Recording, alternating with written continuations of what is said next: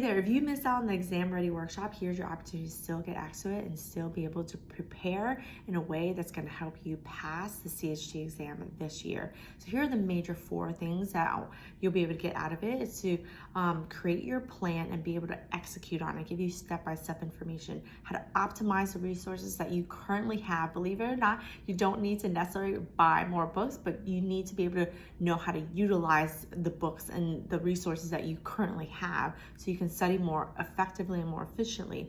Third, use the frameworks that I literally teach inside my exam prep program.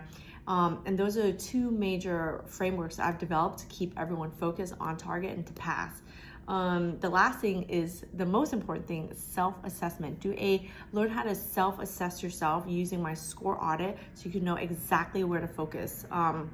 It's possible for you this year to become a certified hand therapist, and you can grab that workshop right below.